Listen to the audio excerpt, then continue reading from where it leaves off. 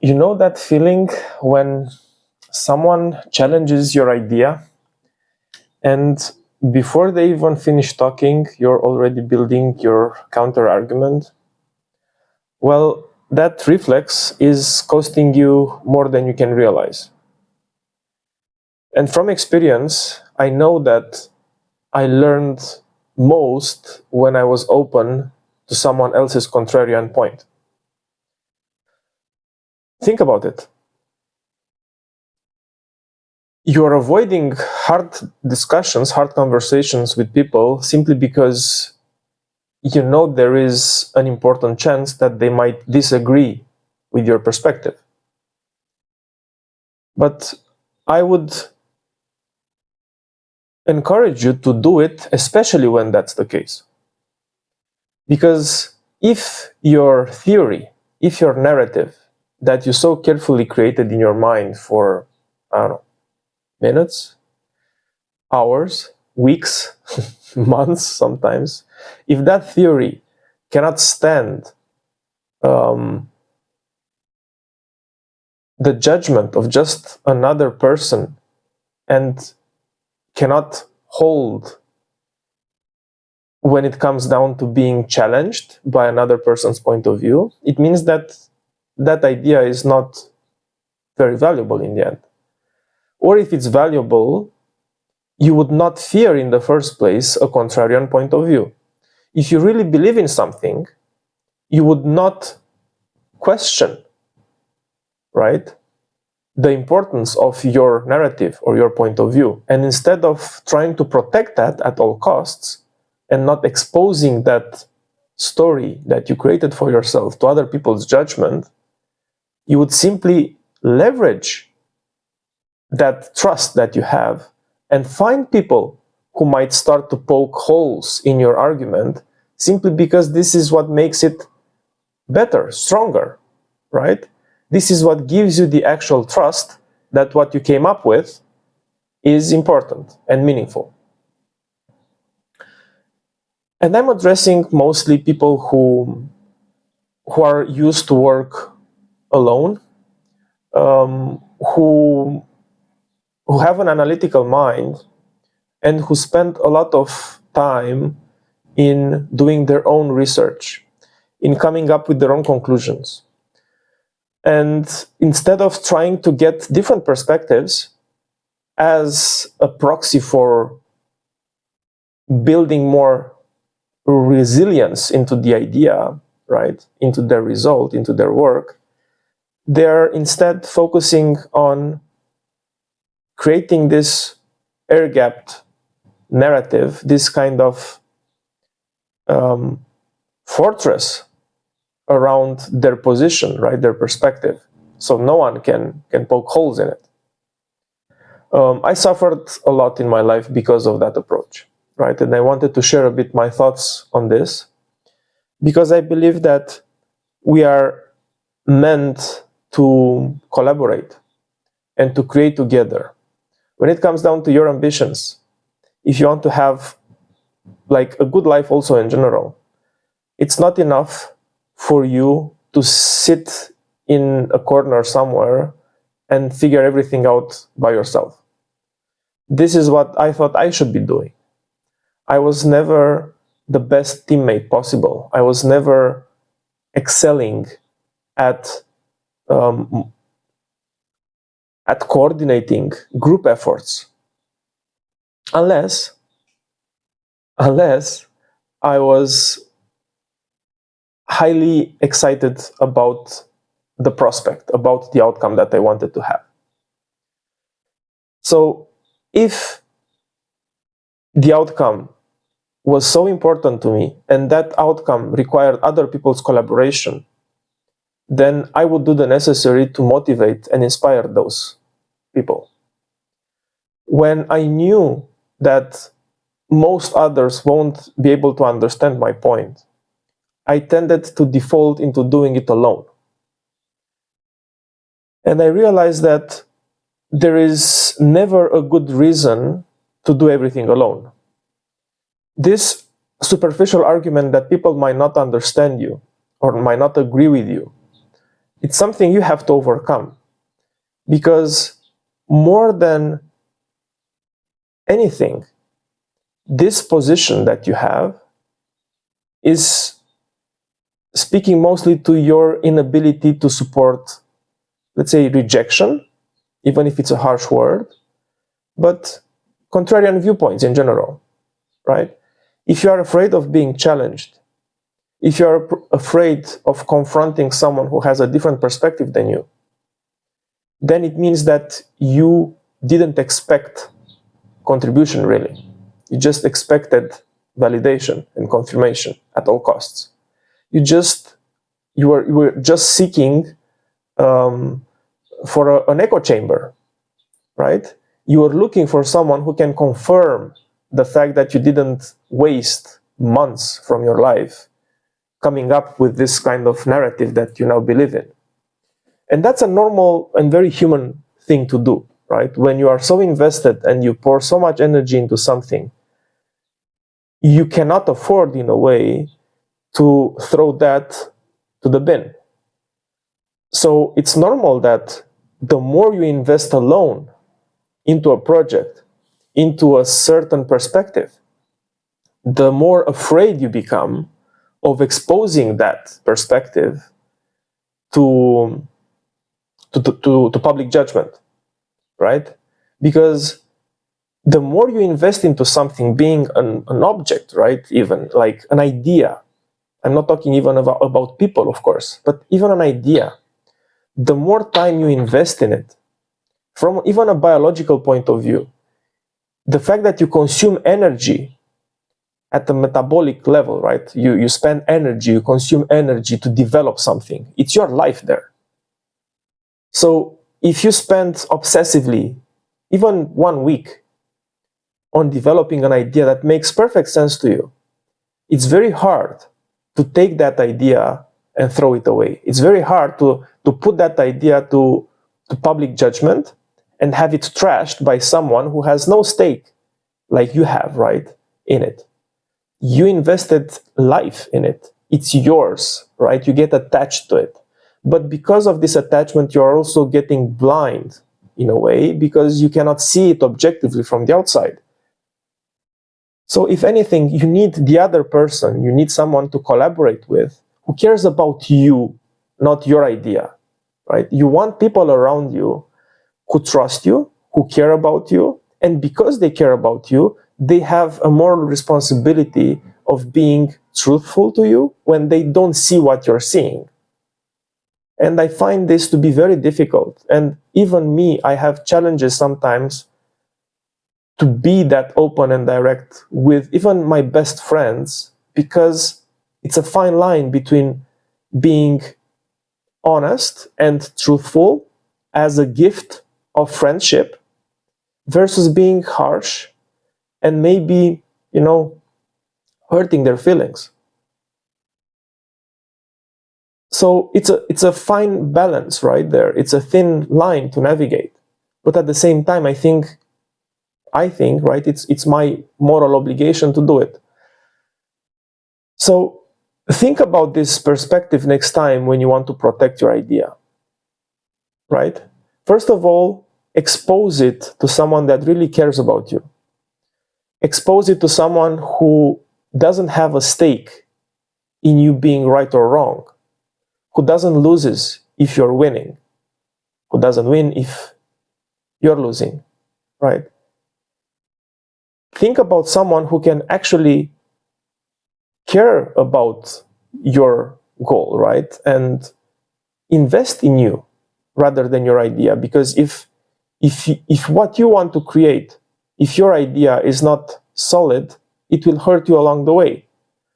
So have everything that you create challenged by someone who cares about you. Okay? If you don't do it, it means that you are not really sure about your ability to confront rejection and confront the truth.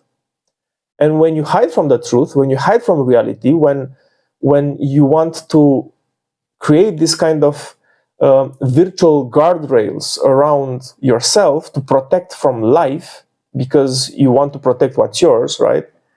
You become very fragile, right? That's your insecurity wanting to defend itself, in a way. And I give you this framing because today, I think there is a huge temptation, and it will be bigger and bigger as we go along, to create things that confirm your previous thinking. With artificial intelligence, you can basically develop any kind of narrative around anything and find, reasonable justification for it being true, and then adopt it as being true, and then start to push it everywhere because this is what you believe in. And now, if you believe in this, then everyone must believe it as well. And this is wrong. As an engineer, for most of my career, which I think spans like 15 to 16 years already, I cared more about what I thought makes sense than what other people thought makes sense, if it makes sense. So when I wanted to understand something, I wanted to understand it for me, irrespective of what others thought. Be it like a technical principle, be it a framework, be it a way of working, I had to make that thing work for me, right? I had to understand it. And of course, that's the first step. But it doesn't stop there, right? When you are learning something, when you are getting familiar with the technology, especially in a professional context, right? It's not enough for you to find it interesting. Of course, that's a first step for you to actually become passionate enough, to spend enough energy in actually become proficient at it. But if you just learn things because you have an itch to scratch, and that thing doesn't really serve, in terms of value perceived, anything, if you are interested in some quirky technology and you find it amazing and no one else really has a use for it in real life, then is that real professional development, or is it just a strange hobby that you just don't want to get rid of, right, in a way? So as an engineer, now I realize that I have the responsibility of building things that are valuable for other people. Because I don't get reward anymore from me doing things which give me reward in themselves directly, like me being, geeking around the technology or understanding a concept or implementing some strange project just because I feel it's interesting. Okay, that's important for sure. And that's easier than ever to do. But in the future, I really believe that the value of an engineer is in his or her ability to understand perceived value in the eyes of someone who can actually benefit from what you're building, right? You have to start thinking about the other and the other's needs. And that takes a lot of personal growth and evolution. Because in order to really understand what the other person needs, you need to be able to put yourself in their position, and that position might not be intuitive for you at first. They might need things that you don't necessarily think that are important or interesting. And it's, of course, up to you to see if there is a compromise to make there in order to build that thing anyway, even if it doesn't excite you, or find a way in which what excites you and creates the premise of a constructive obsession, let's say, for you, gets also to help and provide value for other people. But the other is very important in this equation, right? Because you are not valuable alone. I'm talking about a professional context. You as a human being, as you are infinitely valuable, of course. every single one of us is infinitely valuable. You as a person, you are unique, and by your uniqueness, you have no comparison, so you are infinitely valuable and precious, right? As a professional, however, in the marketplace, what you build has to have ultimately some monetary, value. It has to bring some sort of, contribution to other people's enterprises. And you defending your stuff just because it's cool and you want to do it because it makes sense for you, it's just keeping you in your own echo chamber, in a way, right? In your own, mind-made prison, in which you are not able to integrate the other people's opinions and perspectives. Because people, if you ask them, they will tell you why it doesn't make sense for them. But the problem is, of course, like we said at the beginning of this video, if someone tells you that what you've built has no value for them, you take it personal.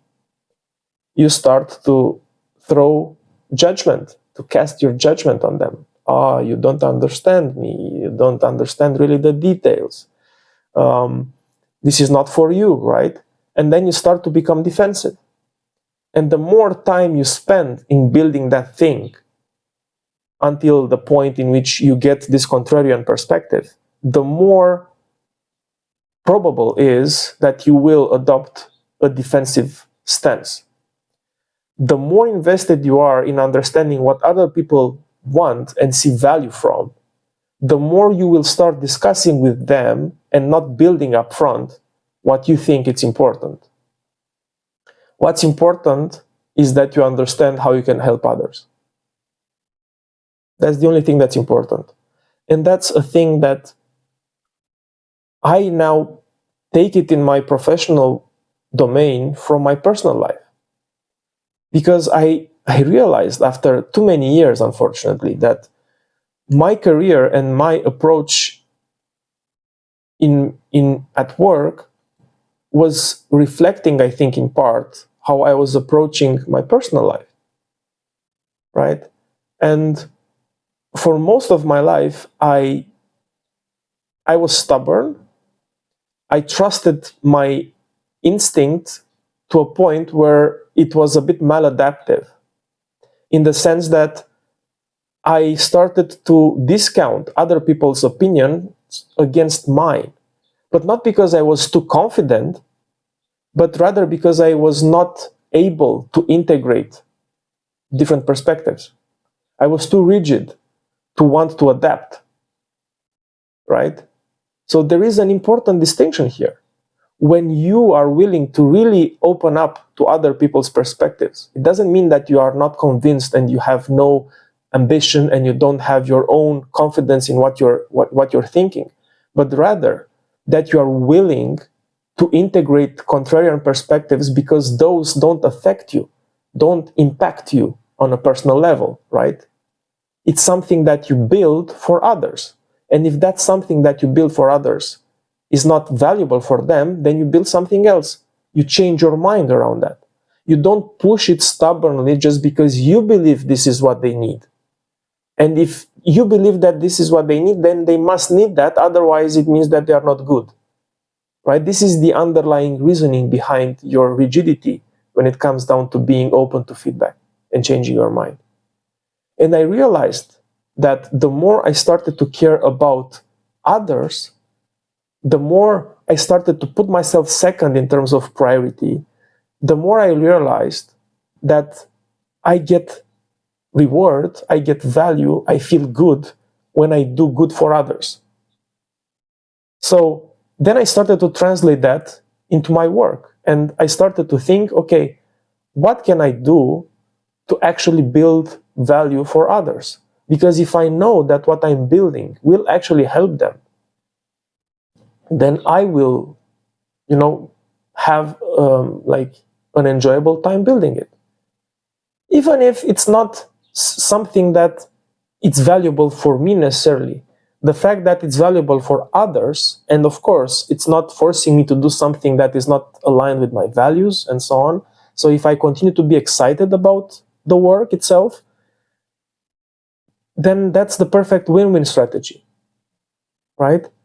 I'm building it because I know it helps you. I make sure that it helps you because I discuss with you, I understand your needs, and then I start to position it, and then I try to, to offer you an angle in which I can show that indeed I understood what you need, and I want to help build that thing for you, right?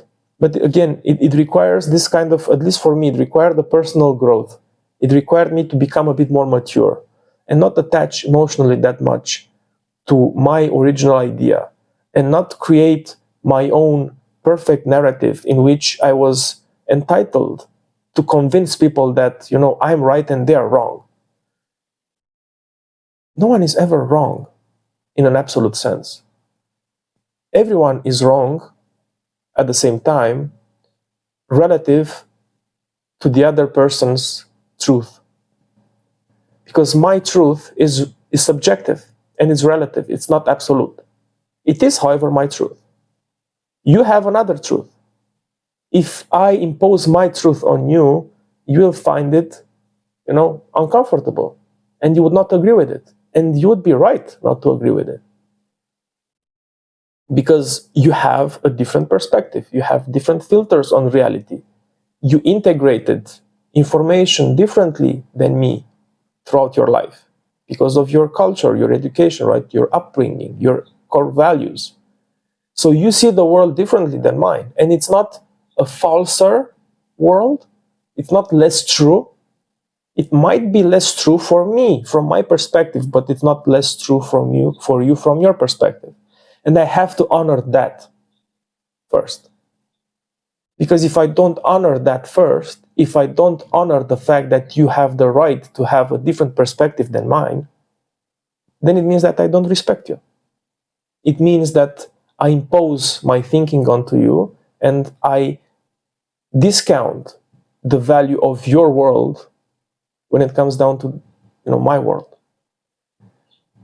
These might sound like philosophical concepts, but they translate in real life heavily, I would say.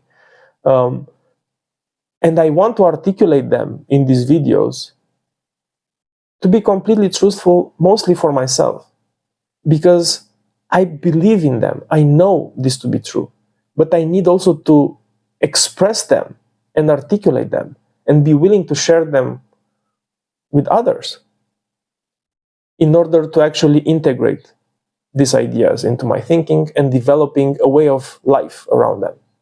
And there is no easier way around it.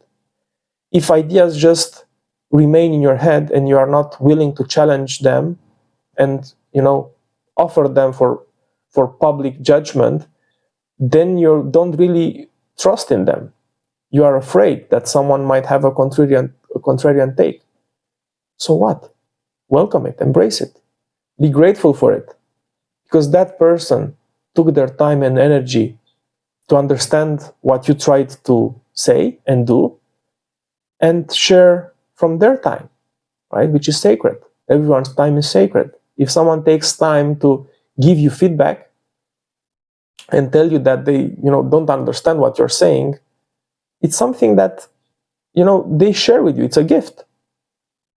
And them taking the time is simply a confirmation of the fact that they care enough about the message to even start thinking about it.